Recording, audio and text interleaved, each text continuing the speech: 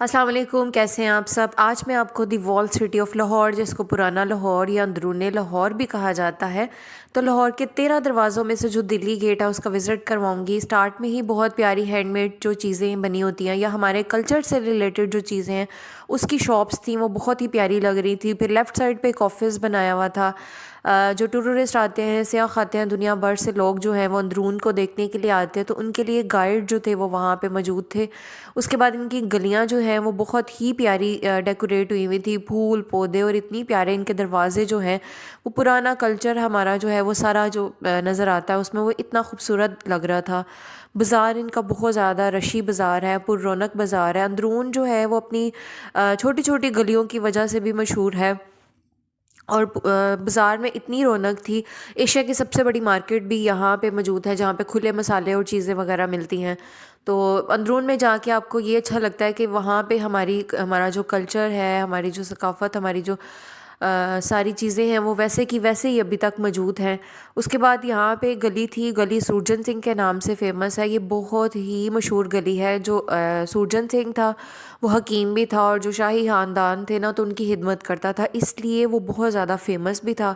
तो उसके नाम से ये गली जो है वो बनाई गई है, और गली की खासियत ये है कि तुर्की की गलियों की तरह इसको सजाया गया।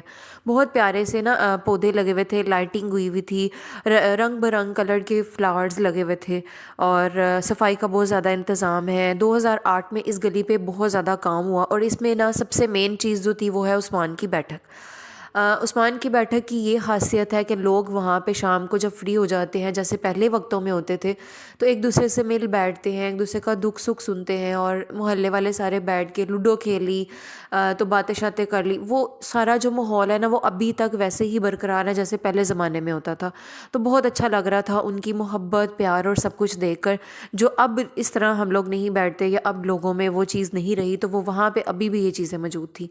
उसके बाद मस्जिद वज़ीर खान जो है वो बहुत देखने वाली थी, और उसके नीचे कुछ शॉप्स थी हैंडमेड चीज़ों की, पेंटिंग्स की, चूड़ियों की, तो वो बहुत ही प्यारी लग रही थी। उसके बाद मस्जिद जो है, वज़ीर खान मस्जिद जो है वो कहते हैं कि मुग़ल दौर के शाहकारों में से एक शाहकार भी है, और 7 साल तक ये बनती रही थी। और वज़ीर खान मस्जिद जो है ना वो बहुत ही कदीम इमारत थी और बहुत प्यारी बनी हुई थी। शाहजहाँ के दौर में इसको तमीर कराया गया था। हैंडमेड जो है, हाथ से चीज़ें बनी हुई थी, दीवारों पे कीमती पत्थर स्टोन्स लगे हुए थे, और बहुत ही दीवारों के ऊपर ना कुछ दुआएं लिखी हुई थी, कुछ दुरूद लिखे हुए थे, पौधे बने हुए थे, फूल बने हुए थे, और कुछ परिंदों की तस्वीरें बनी हुई थी। तो हाथ से जो काम हुआ हुआ था वो इतना प्यारा लग रहा था। तो वज़ीर खान मस्जिद जो है वो भी देखने वाली है। टूरिस्ट दूर दूर से इसको देखने के लिए आते हैं, और कुछ दीवारों के ऊपर दरूद भी बहुत प्यारे तरीके से लिखे हुए थे। तो लाहौर का सबसे पुराना और कदीम हिस्सा जो अंदरून को ही कहा जाता है, यहाँ पे जो है उस्मान की बैठक भी बहुत फेमस है। वज़ीर खान मस्जिद भी बहुत देखने वाली थी, इनकी गलियाँ बहुत ज़्यादा देखने वाली थी। उसके बाद सबसे मेन चीज़ जो है वो थी शाही हमाम। वो बहुत ही प्यारा देखने वाला है, क्योंकि वो कुछ सालों पहले ही, जैसे मतलब कोई 7 8 या 10 साल हुए होंगे, इसको जो है वो उन्होंने खुदाई करके इसको निकाला और देखा। ये बहुत प्यारा सा जो था, अभी भी वैसे ही वैसे नीचे मौजूद है, और इसमें बहुत सारी खासियत है। ये 1635 में शाहजहाँ के गवर्नर ने इसको तमीर कराया था, और दरियाए रावी का जो पानी है ना वो यहाँ से गुज़रता था, और ये नहाने के लिए जो है यूज़ किया जाता था।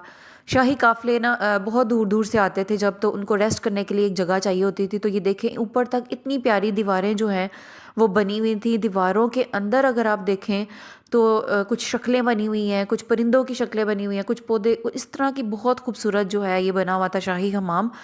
छोटी छोटी सी खिड़कियाँ जो हैं वो बनी हुई थी, ताकि वहाँ से बाहर का सारा मंजर नज़र आए। अभी तो फ़िलहाल यहाँ पे बाज़ार बन चुके हैं, लेकिन पहले जो था वो खुला एरिया होता था, तो बाहर का व्यू जो है वो बहुत अच्छा नज़र आता था।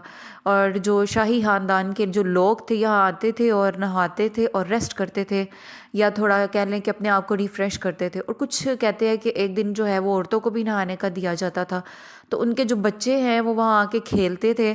खुदाई के दौरान पे यहाँ पे ये चीज़ें सारी उनको मिली हैं, कि जो बच्चे जो थे ना ये मिट्टी के बर्तन जो हैं उनके साथ खेलते थे। तो वो सारी चीज़ें, कुछ दीवारों से टूटी हुई ईंटें जो हैं वो बहुत ही खूबसूरत सी, वो तोड़ के, तो उन्होंने ये सारा कुछ अभी भी वहाँ पे रखा हुआ है, ताकि लोग आएँ और उनको देखें।